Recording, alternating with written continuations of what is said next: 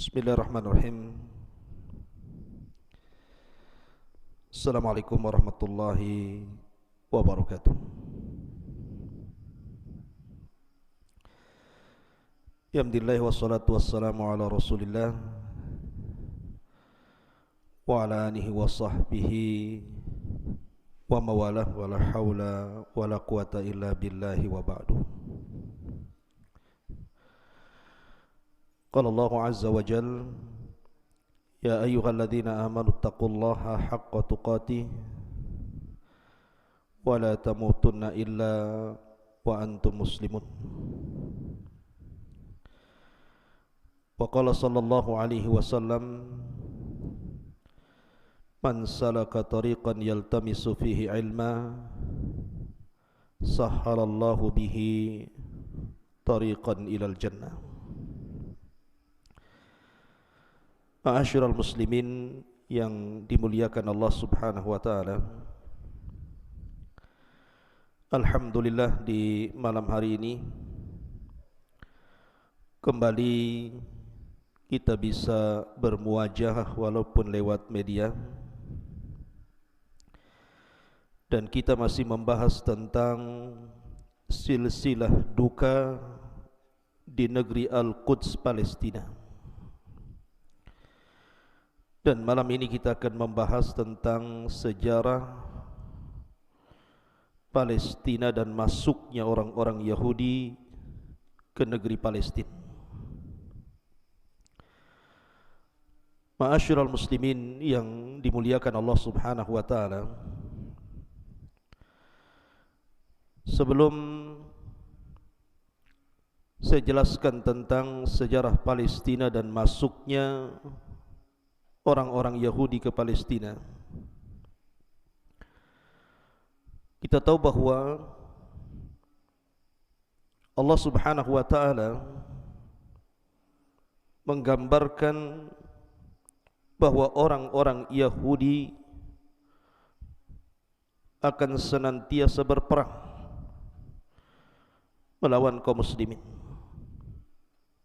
dan itu sejak zaman Nabi sallallahu alaihi wasallam. Sehingga Allah Subhanahu wa taala katakan dalam surah Al-Maidah ayat 82, la tajidanna asyaddan nasi adawatan lil ladzina amanu al-yahuda wal ladzina asyraku. Dan sungguh engkau akan mendapati manusia yang sangat keras permusuhannya terhadap orang-orang yang beriman. Merekalah orang-orang Yahudi dan orang-orang yang menyekutukan Allah Azza wa Jalla. Kenapa demikian? Karena Allah Subhanahu wa taala mengatakan dalam surah Al-Baqarah ayat 120, walan tarda ankal yahudu walan nasara hatta tattabi'a millatahum, di mana orang-orang Yahudi dan Nasrani tidak akan redha kepadamu ya Muhammad sampai engkau mengikuti agama mereka. Ma'asyiral muslimin yang dimuliakan Allah Subhanahu wa taala, dikeluarkan oleh Ibnu Adi rahimahullahu taala ketika Nabi sallallahu alaihi wasallam masih bayi kala itu, kemudian diambil oleh salah satu dari ibu susu Nabi sallallahu alaihi wasallam, Halimah Sa'diyah. Dan kebiasaan orang Arab, biasanya kalau bayi-bayi itu maka akan disusukan di Badui, karena orang-orang Badui mereka masih fasih bahasanya, masih baik akhlaknya. Termasuk Nabi sallallahu alaihi wasallam disusukan di Bani Sa'idah oleh seorang wanita namanya Halimah Sa'diyah. Lah ketika Nabi sallallahu alaihi wasallam berada di pangkuan Halimah Sa'diyah, tiba-tiba lewat rombongan Yahudi, kemudian bertanya kepada Halimah Sa'diyah yang ketika itu menggendong Rasul yang masih bayi, Kata orang-orang Yahudi, ini bayi siapa? Karena Halimah Sa'diyah ketakutan, takut dengan kondisi Nabi SAW yang masih bayi kala itu, maka dia berbohong dan mengatakan, ini bayiku. Kemudian orang-orang Yahudi mengatakan, lalu siapa bapaknya? Maka Halimah Sa'diyah mengisyaratkan kepada suaminya dan mengatakan, itu bapaknya. Orang-orang Yahudi mengatakan, lau kana abuhu mayyit, kalau seandainya bapak bayi ini mati, sudah meninggal dunia, faqatalna, kami akan bunuh dia. Karena ada tanda-tanda kenabian kepada bayi ini. Lihat, Nabi SAW waktu bayi saja sudah mau dibunuh tuh. Masih dalam gendongan Halimah Sa'diyah oleh orang-orang Yahudi. Kemudian ketika Nabi SAW menginjak remaja, Nabi SAW di usia masih belasan tahun diajak oleh Abu Talib untuk belajar berdagang ke Syam. Allah takdirkan di Syam, di perbatasan Syam, berjumpa dengan Buhaira, seorang rahib, seorang padri dari padri-padri Nasrani. Kemudian kata Buhaira, sebaiknya ya Abu Talib, balik lagi kau ke Mekah. Jangan kau masuk dengan membawa anak ini. Sebab kalau seandainya orang-orang Yahudi Syam tahu tentang keberadaan anak ini yang merupakan calon akan jadi seorang nabi, faqataluh, mereka akan membunuhnya. Lihat, ini pengakuan Buhaira rahib. Bagaimana orang-orang Yahudi sudah mengincar Nabi SAW. Akhirnya Nabi SAW pun balik lagi ke Mekah dan tidak jadi belajar berdagang bersama Abu Talib. Kemudian ketika Nabi SAW diangkat menjadi Nabi dan Rasul, dan itu belum hijrah ke Madinah, orang-orang musyrik itu datang kepada orang-orang Yahudi Madinah dan mengatakan, bukankah kalian agama yang diturunkan kitab?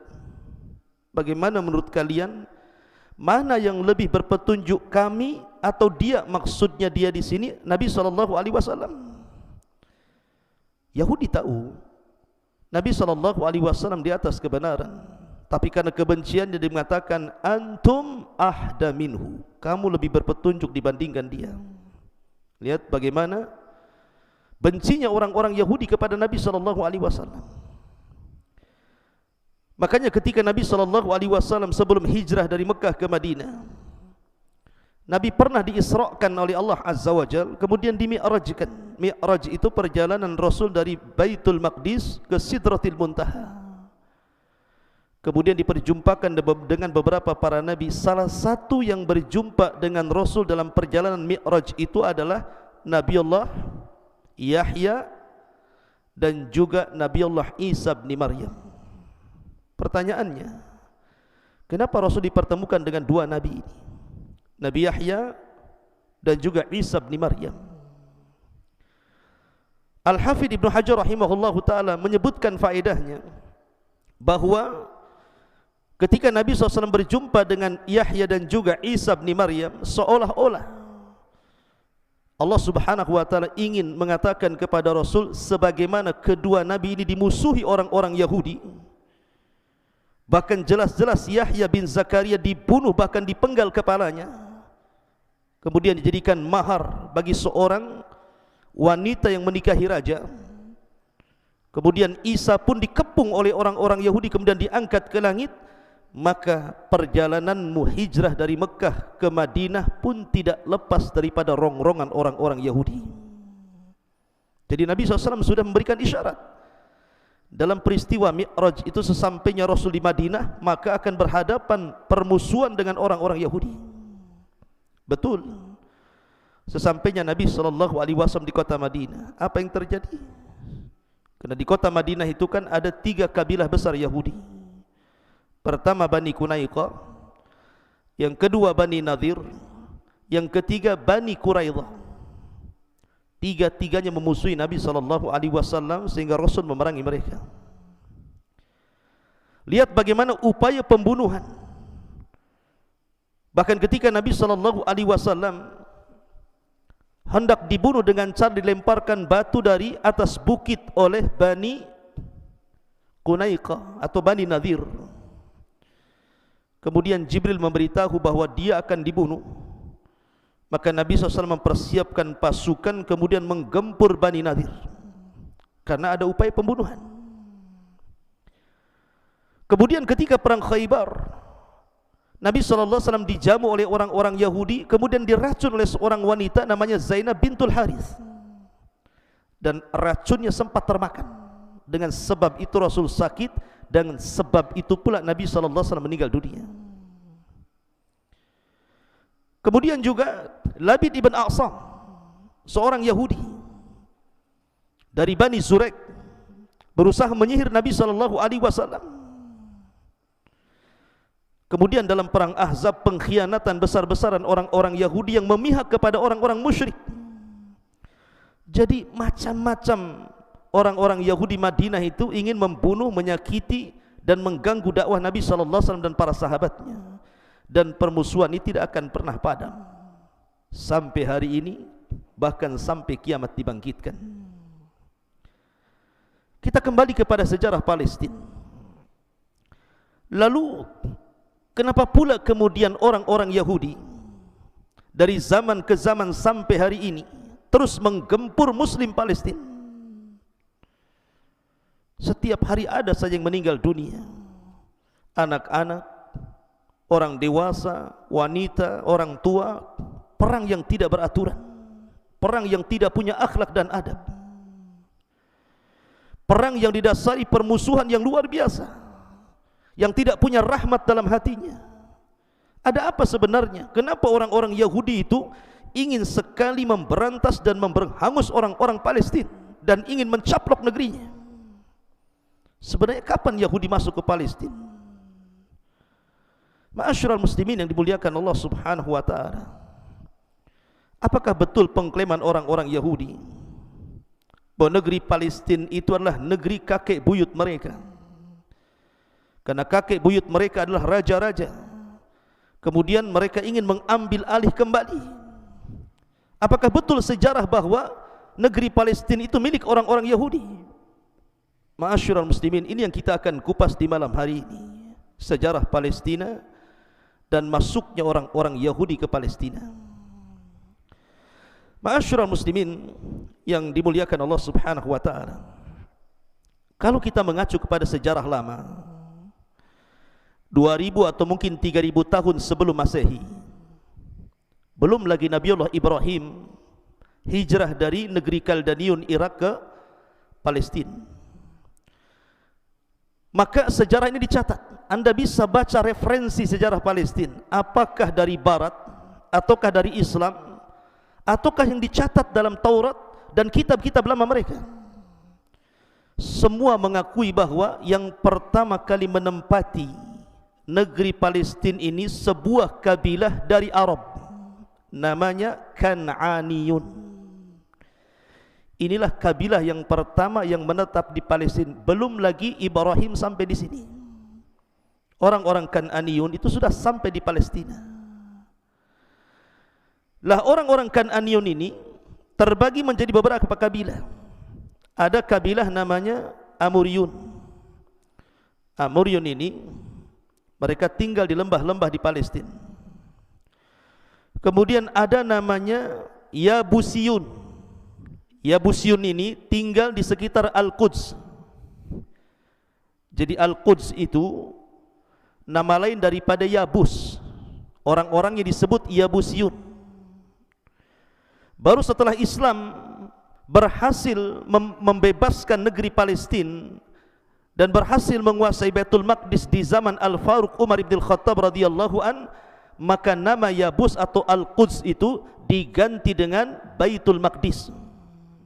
Diganti dengan Baitul Maqdis, diganti dengan Al-Ardul Mutahharah, Al-Ardul Mubarakah.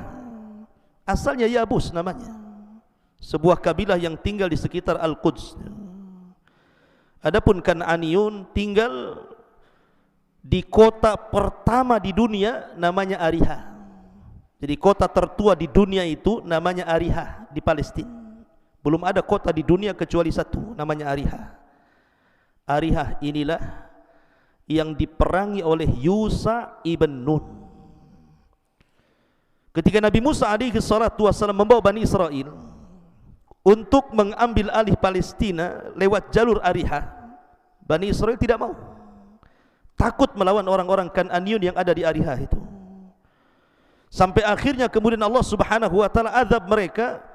Akhirnya mereka tidak bisa keluar dari padang pasir itu yang disebut dengan negeri linglung atau disebut dengan Ardutih selama 40 tahun sampai Musa dan Harun meninggal dunia.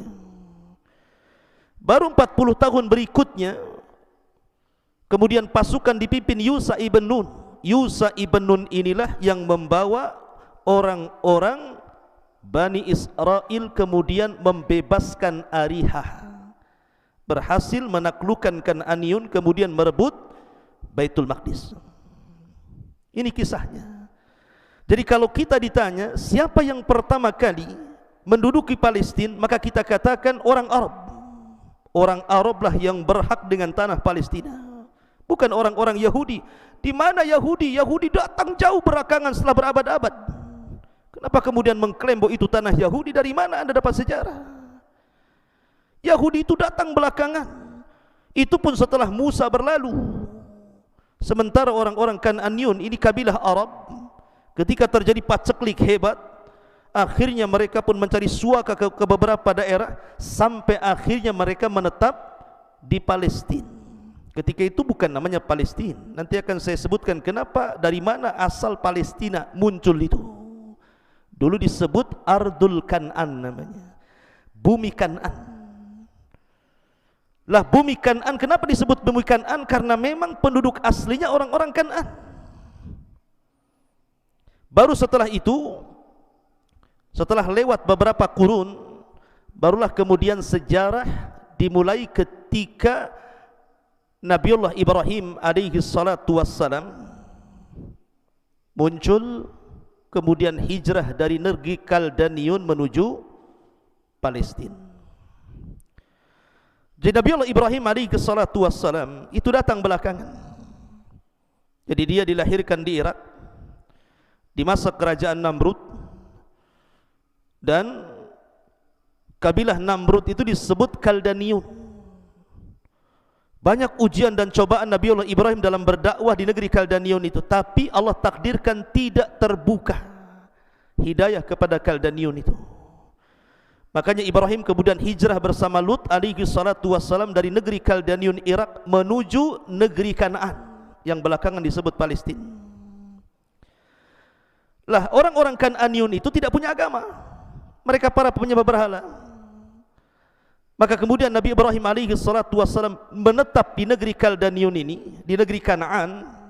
Dari sinilah kemudian dia menikah, kemudian punya anak namanya Ismail, kemudian setelah itu disusul dengan Ishak, dan punya cucu namanya Yakub yang disebut dengan Israel. Dari sini muncul nama Israel.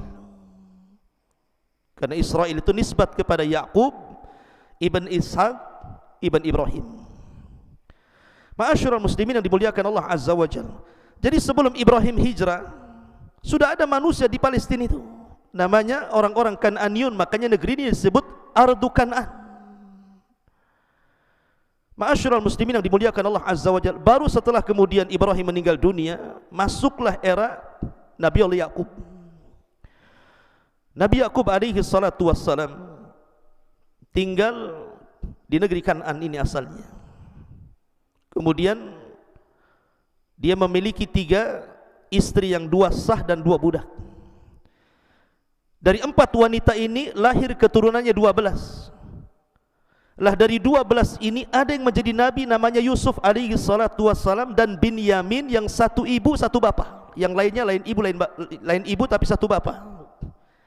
Lah salah satunya turunan Yakub itu yang jadi nabi adalah Yusuf alaihi salatu wassalam. Anda tahu kisah Yusuf dizalimi oleh saudara-saudaranya, akhirnya hijrah ke Mesir. Setelah Nabi Yusuf kemudian tinggal di Mesir, singkat cerita akhirnya dia jadi bendahara Mesir dengan berbagai macam cobaan dan ujian. Lah dari sini akhirnya diboyonglah seluruh keluarga Nabi Yakub oleh Nabi Yusuf ke Mesir. di zaman Fir'aun yang bukan Fir'aun di zaman Nabi Musa. Maka mereka hidup beranak pinak di Mesir, sehingga turunan dari 12 putra Yakub disebut Bani Israel. Jadi Bani Israel berkembang di Mesir, bukan di Palestina. Lah ketika Nabi Yusuf alaihi salatu wassalam masih tinggal di Mesir, mereka dihormati, diberikan fasilitas, diberikan daerah, diberikan rumah sampai beranak pinak. Tapi ketika Nabi Yusuf meninggal dunia, mulailah Fir'aun berikutnya datang, kemudian memperbudak Bani Israel sampai masuk era Nabi Musa alaihi salatu wassalam. Baru Musa lah yang membawa Bani Israel dari Mesir menuju Palestina. Lalu dari mana munculnya kalimat Palestina ini? Kenapa kemudian muncul Palestina padahal namanya Ardu Kan'an? Ma'asyiral muslimin yang dimuliakan Allah Azza wa Jalla, saya ulangi dari awal bahwa kabilah Arab Kan'aniyun itu terbagi menjadi beberapa kabilah. Ada Amuriyun, ada Yabusyun, ada Kan'aniyun. Dan ini beberapa tempat di negeri Kan'an itu, ada yang di lembah-lembah, ada yang di Al-Quds, dan juga ada di negeri Ariha. Dahulu Palestina dengan Mesir itu satu negara, jadi satu, karena memang Mesir dengan Palestina itu terpisah dengan Sahara, dengan padang pasir yang terbentang luas, dan perbatasannya disebut Jalur Gaza. Jalur Gaza inilah perbatasannya. Jadi Mesir dengan Palestina itu nyatu zaman itu. Makanya ketika terjadi paceklik di zaman Nabi Yusuf alaihi salatu wassalam, banyak orang-orang yang tinggal di Palestina, mereka datang ke Mesir untuk mengganti barang-barang berharga mereka dengan makanan. Salah satunya keluarga Yakub. Mereka membawa barang-barang berharga kemudian bertukar di Mesir, karena ketika itu Mesir negeri kaya ketika di zaman Nabi Yusuf, dan itu menunjukkan bahwa Mesir dengan Palestina itu masih nyatu. Ma'asyiral muslimin yang dimuliakan Allah Azza wa Jalla, Allah takdirkan dari arah laut ada kabilah besar menyerang Mesir. Diseranglah Mesir zaman itu, dan Mesir kalah. Karena kekalahan itu akhirnya terjadi gencatan senjata, kemudian terjadi perdamaian. Akhirnya kemudian musuh yang datang dari laut itu meminta daerah di negeri Kanaan untuk mereka tempati. Akhirnya kemudian diberilah satu daerah namanya Falas, Falam Sinta, Falas, yang belakangan kemudian disebut Palestina. Lah setelah kemudian menduduki negeri Falas ini dan lamanya mereka tinggal di situ, akhirnya mereka pun saling menikah dengan kabilah Amuriyun, kemudian kabilah Kan'aniyun, kemudian kabilah Yabusyun, kemudian menjadi satu, mencampur di situ. Sehingga akhirnya kabilah-kabilah itu hilang namanya, sudah tidak dikenal lagi Kan'an, tidak dikenal lagi Amuriyun, tidak dikenal lagi Yabusyun, yang dikenal justru Falasnya. Akhirnya belakangan kemudian disebut Palestina dan sekarang disebut Palestina. Ma'asyiral muslimin yang dimuliakan Allah Azza wa Jalla, itu dari segi penamaan. Kenapa muncul nama Palestina? Dari sini kita sudah tahu bahwa siapa yang pertama kali tinggal di Palestina, kemudian kenapa muncul nama Palestina. Maka dari sini sejarah membantah keyakinan orang-orang Yahudi yang mengatakan bahwa negeri Palestina negeri mereka. Mereka tidak mengatakan bahwa kami tidak mencamplok negeri Palestina karena itu negeri bapak kami, negeri nabi-nabi kami, negeri raja-raja kami. Siapa bilang Anda bicara seenaknya? Lihat sejarah. Anda ini datang belakangan. Ma'asyiral muslimin yang dimuliakan Allah Azza wa Jalla. Lalu kapan masuknya orang-orang Yahudi ke Palestina ini? Sehingga kemudian merajai negeri Palestina dan kemudian membunuh setiap hari warga muslim di Palestina. Ma'asyiral muslimin yang dimuliakan Allah Azza wa Jalla, munculnya orang-orang Yahudi ketika di zaman era Nabi Musa alaihi salatu wassalam. Maka Musa membawa Bani Israel menuju Palestina, tetapi tidak bisa masuk Ariha. Ariha saja tidak masuk, bagaimana akan menguasai Al-Quds? Yabus. Akhirnya kemudian Bani Israel tidak mau masuk. Lihat, Bani Israel saja tidak mau tinggal di Palestina. Ketika Nabi Musa meminta mereka untuk membebaskan Palestina, mereka tidak mau. Bahkan mereka su'ul adab, buruk akhlaknya kepada Nabi Musa alaihi salatu wasalam, dan mengatakan, idhab anta wa rabbuka faqatila innaha huna qaidin. Hai Musa, kalau kami harus berperang melebut Palestina, kami tidak mau. Kau saja pergi saja, ajak Tuhanmu perang berdua, kami nonton saja di sini. Lihat su'ul adab mereka kepada Nabi Musa alaihi salatu wassalam. Sampai akhirnya mereka pun diadab di negeri Tih, yang kemudian Allah takdirkan selama 40 tahun Harun meninggal, Musa pun meninggal, sampai era Yusa ibn Nun. Barulah kemudian generasi baru mengambil alih negeri Palestina dari negeri Kanaan. Ma'asyiral muslimin yang dimuliakan Allah Azza wa Jalla. Jadi yang pertama kali menduduki Palestina itu siapa? Yusa ibn Nun, membawa orang Bani Israel masuk ke Palestina. Kemudian setelah Yusa ibn Nun meninggal dunia, mulailah kemudian mereka jauh dari nabinya.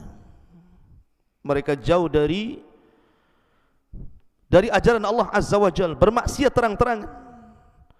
Akhirnya kemudian Allah Subhanahu wa ta'ala takdirkan mereka dihinakan dari zaman ke zaman. Dari zaman ke zaman mereka dihinakan, sampai akhirnya mereka dijajah oleh Jalut, sehingga Jalut berhasil menguasai Palestina dan mereka dihinakan. Baru setelah kemudian muncul raja pertama yang merupakan pendiri kerajaan Bani Israel, namanya Talut. Talut inilah yang kemudian berhasil mengalahkan Jalut, sehingga mereka mampu mendirikan negara Bani Israel, dan raja pertamanya adalah Talut. Setelah Talut meninggal dunia, kemudian tampuk kepemimpinan rajanya diganti nabi namanya Daud, atau istilah orang-orang Yahudi David, menjadi raja. Dan ini satu-satunya raja dari Bani Israel yang merangkap jabat raja plus nabi. Setelah Daud meninggal dunia, kemudian tampuk kepemimpinan jatuh kepada Sulaiman. Dia juga raja plus nabi.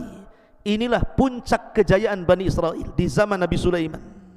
Makanya Nabi SAW mengatakan, Malikul Ardi Arba'atun.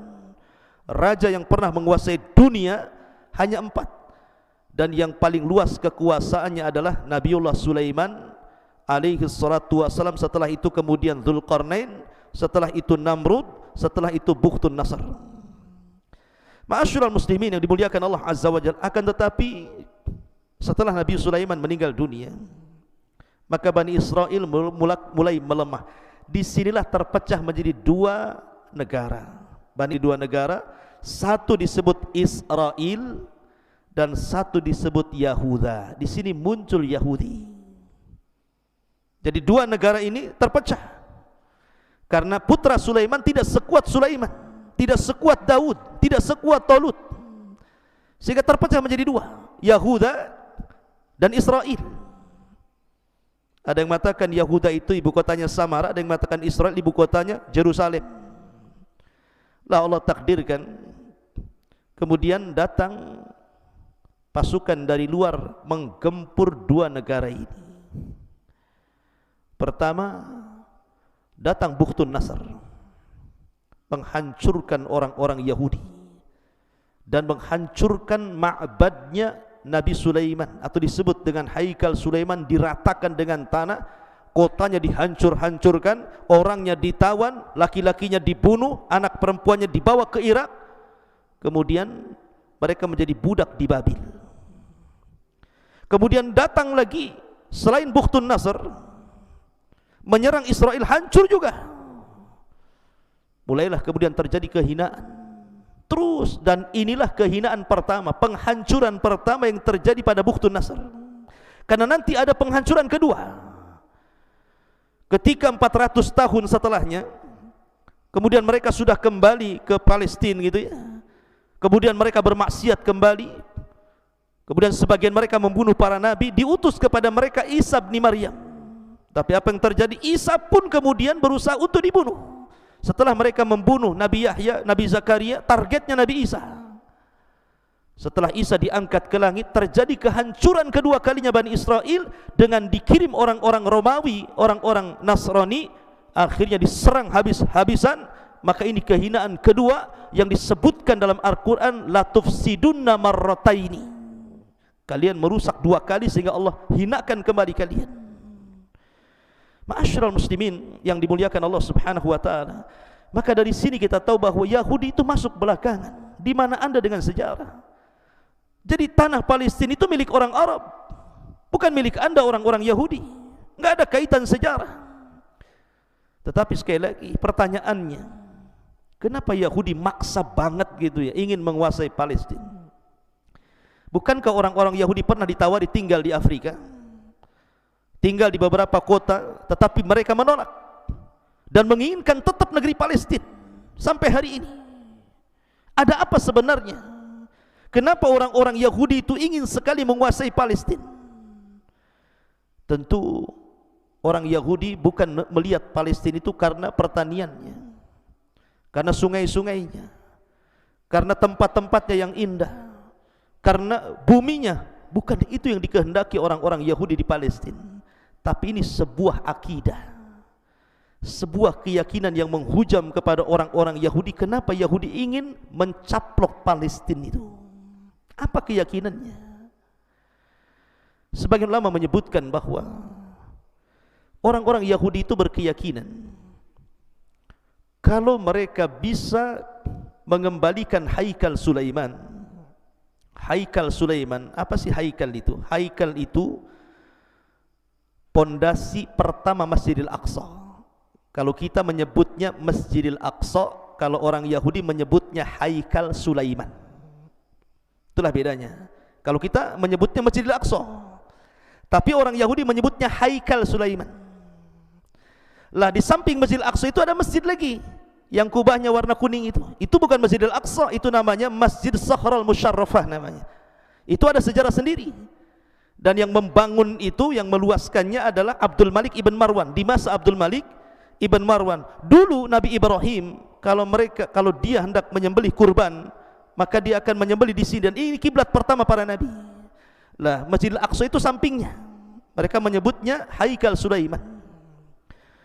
Lah Haikal Sulaiman inilah mereka yakini kalau mereka mampu menggali situs itu, kemudian berhasil menemukan pondasi asal Masjidil Aqsa yang dibangun pertama oleh Sulaiman, sebagaimana Ibrahim pertama membangun Masjidil Haram. Kemudian mereka berhasil merobohkan Masjidil Aqsa yang sekarang. Kemudian Haikal Sulaiman berhasil didirikan. Maka mereka berkeyakinan akan datang Meteus, akan datang pelindung dan penolong mereka. Itu keyakinannya. Makanya sampai hari ini kita lihat orang-orang Israel berusaha melubangi dasarnya Masjidil Aqsa itu. Masjidil Aqsa itu sudah lubang, banyak terowongan ke arah barat, timur dan selatan. Mereka masih mencari-cari tentang pondasi Haikal Sulaiman, tapi belum ketemu.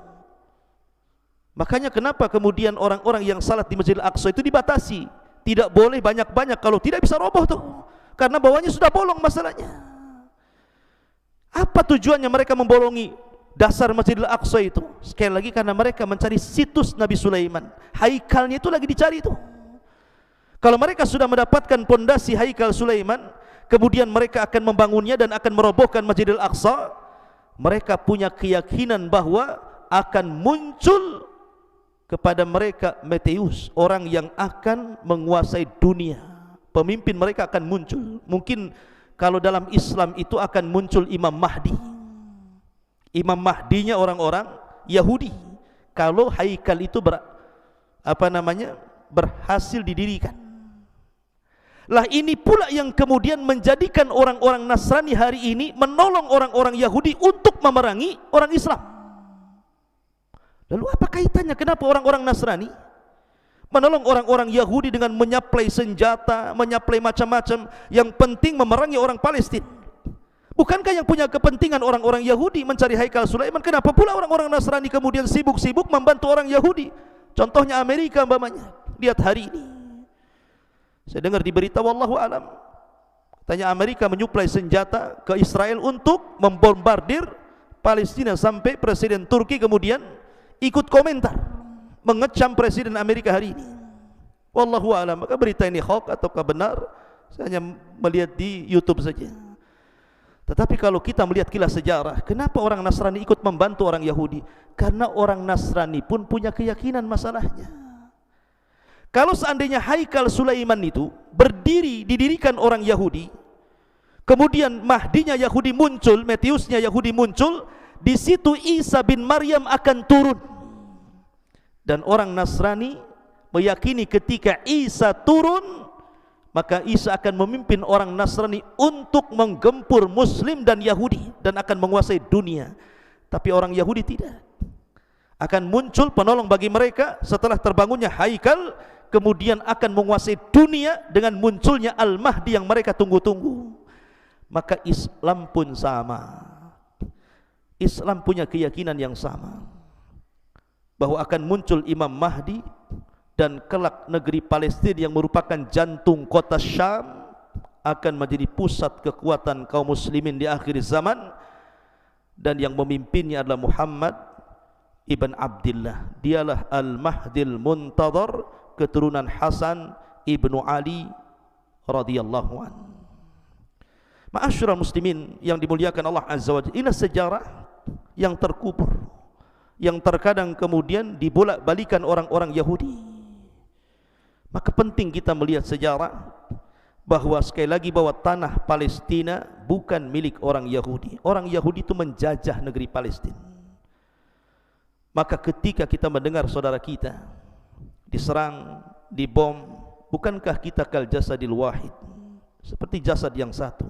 Idza ishtaka minhu udwun tada'a lahu sairul jasadi bis sahri wal humma. Apabila badan kita sakit, salah satu anggota badan kita sakit, maka kita akan merasakan sakit semua satu badan. Ketika saudara kita kaum muslimin disakiti, harusnya kita ikut sakit. Kita wajib marah. Kita doakan saudara-saudara di Palestina supaya Allah Subhanahu wa taala berikan perlindungan kepada mereka. Insyaallah kita akan lanjut pada kesempatan tentang bagaimana bengisnya orang Yahudi dari zaman ke zaman dan akhlak buruk mereka dan penindasan mereka kepada kaum muslimin. Mudah-mudahan kita bisa menyampaikan di kesempatan. Subhanakallahumma bihamdika asyhadu an la ilaha illa anta astaghfiruka wa atubu ilaik. Allahu ta'ala alam. Assalamualaikum warahmatullahi wabarakatuh.